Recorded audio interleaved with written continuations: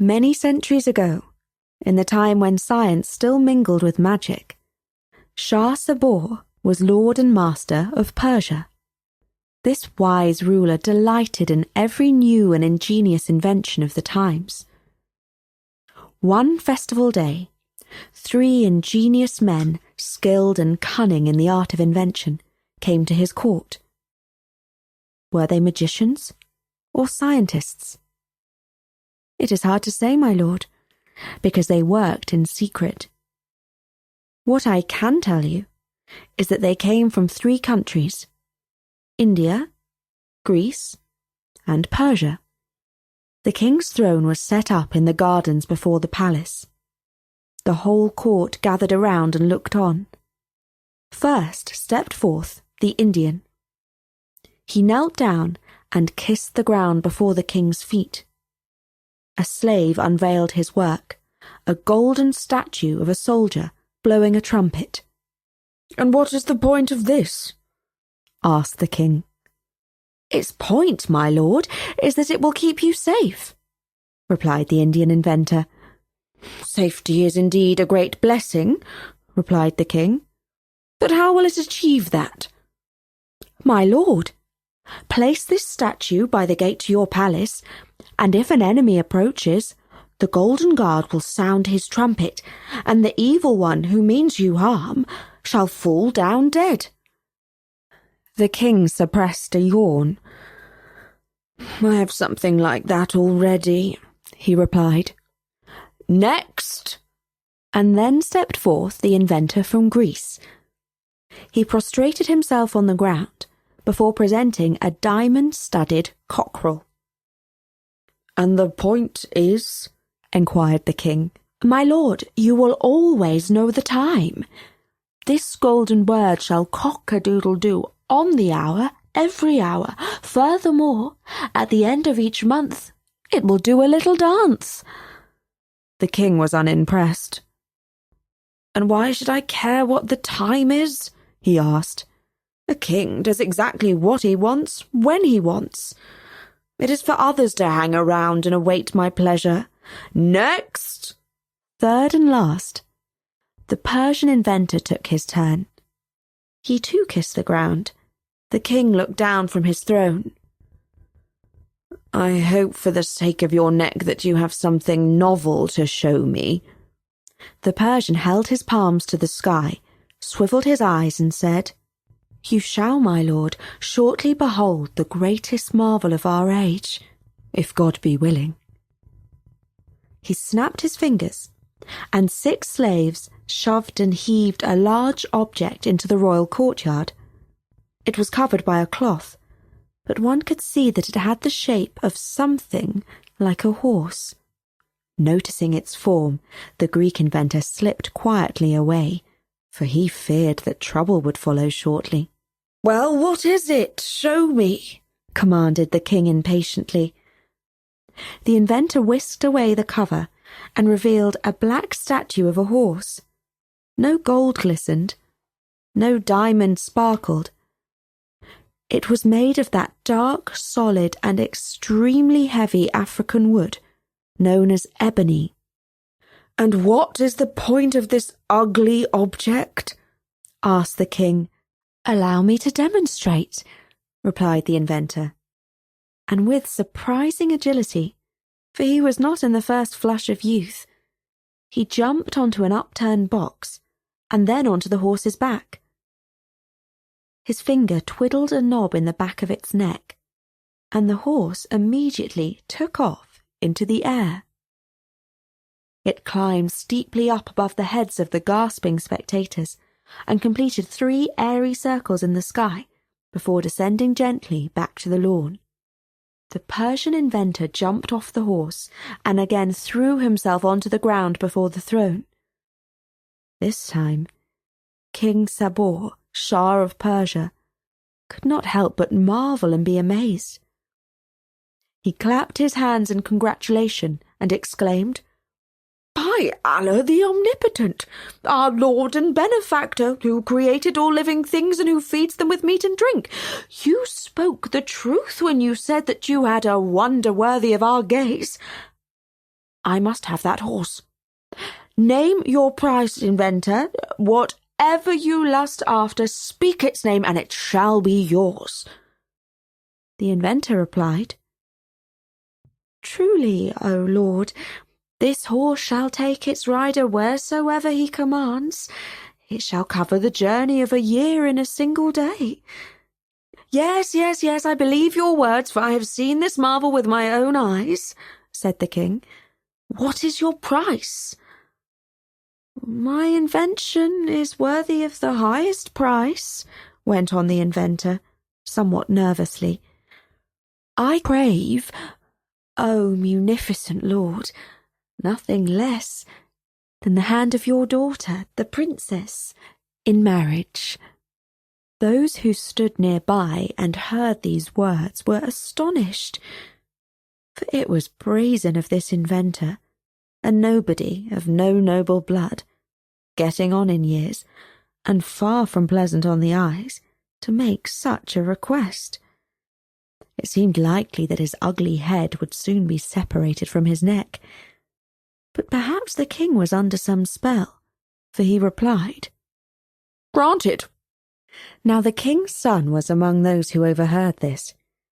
His young heart was furious that the king should dishonour his family by giving away the princess to such a scoundrel. Better marry her to a snake charmer or a rope trickster, he thought. He rushed off to the chamber of his sister. From her window she looked down into the garden and saw her husband-to-be.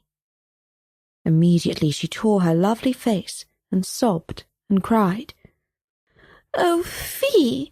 Oh, fie! Am I to marry this creature? His hair is frosted, and his eyebrows are mangy. His beard and moustaches are stained. His eyes are red and goggling. His nose is like an eggplant. His lower lip is drooping. His teeth are knocked out. In short, he is a brute, a monster, the ugliest ogre of our age." Then she went back into her room, lay down on the floor, rubbed dust into her hair, tore her clothes, and kicked and wailed. Her brother was filled with pity and fury. He ran down to find the king. "Oh, father," he pleaded, "I fear you've been greatly deceived. This trickster's flying horse is nothing more than an illusion, the sort you can see in the marketplace any day.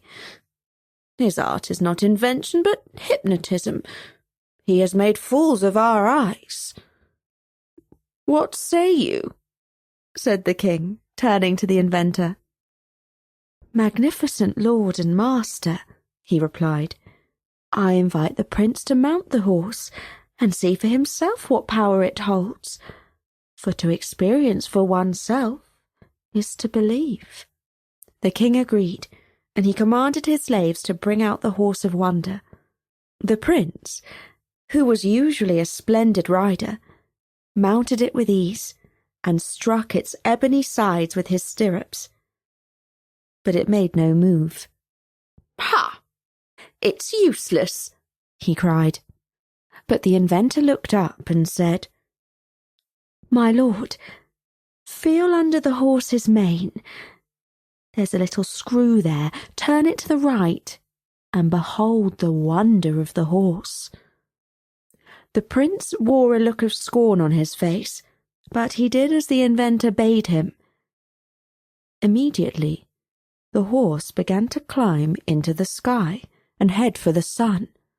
The king was perplexed and cried out, "By he who rules the universe, bring him back, for he is my one and only son." But the inventor put on a mournful face and replied, "My lord, the arrogance of youth has done for the prince. I told him how to make the horse climb, but he did not wait for my further instructions on how to bring it back to land. He has flown away, and you shall not see him again until the end of time." When the king heard these words, he was overcome with sore rage. He took off his crown and threw it on the ground. He called for the guards to take the inventor down to the dungeons and clap him in irons. While the trickster languished there, the king shut the doors of his palace and gave way to mourning and grief. The news soon spread around the town that the king's son was gone forever, and all the people wept and cried, for he was a popular prince. And besides, it was risky if he were not seen to join in the general grieving. So much for the people who were left behind on the ground. But the prince soared on through the sky, the wind rushing through the air. At first he felt the damp cold of the clouds, but as he drew closer to the sun, he began to feel its heat. "Surely the sage sent me on a course to burn me up," he said to himself. "He wished to destroy me because I opposed his marriage to my sister, and I openly questioned his wisdom. But I'm not dead yet. There is no majesty and there is no might greater than Allah the Glorious. If he is willing, I shall discover how to bring this machine to land." And he felt under the mane and found another pin. He could not be quite sure what would happen if he turned it. Perhaps the horse would turn a somersault and tip him to his death.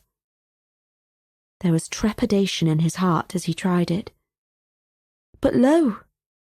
The flying horse ceased its ascent and began to level off.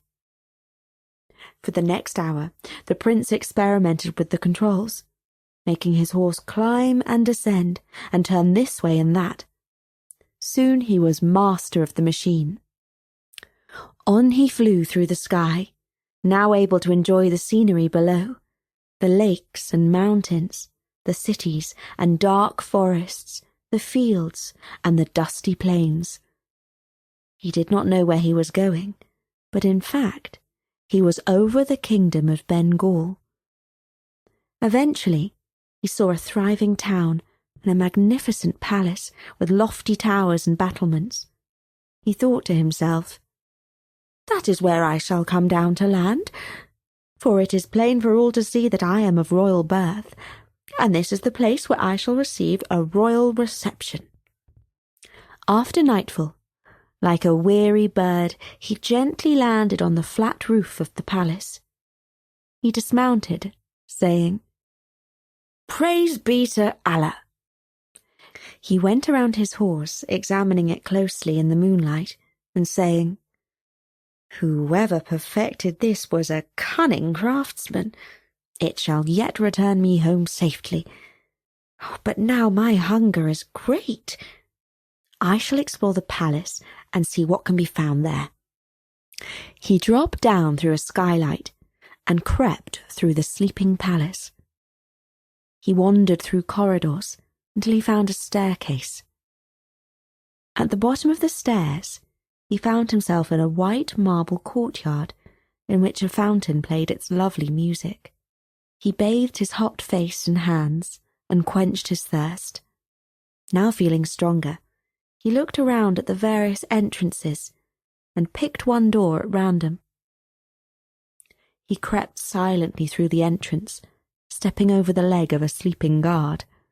A sword drooped down by the side of the slave. Ever so carefully, the prince drew it from its sabre before fixing it in his belt at his own side. By the light of a candle, he could see that he had chanced upon the harem. The floor was strewn with the forms of sleeping women. In the midst of them all stood a wooden and intricately carved bed, inlaid with pearls, with heavy curtains all around it. The prince drew the curtain and saw a sleeping face as beautiful as the light of the moon, with a flower-white forehead, shining hair, cheeks like blood-red anemones, and dainty dimples. He was amazed by her loveliness and grace. He knew that he was in imminent danger, but he no longer feared death. All his nerves were trembling as he kissed her lovely cheek. If she awoke in fright and screamed for the guards, he would surely be cut to pieces. He did not care. She opened her eyes, and seeing the prince, said, "You must be the one who came yesterday and asked for my hand in marriage. My father rejected you and told me that you were ugly and uncouth. Now I see that he deceived me. Your face is as glorious as the morning sun." He did not deny what she said, and they fell into talking. There was an instant sympathy between their young hearts, and they knew that they were destined to love one another. But one of the waiting women heard their talk in her sleep. She awoke, and seeing a man in the room, she ran out to wake the guard.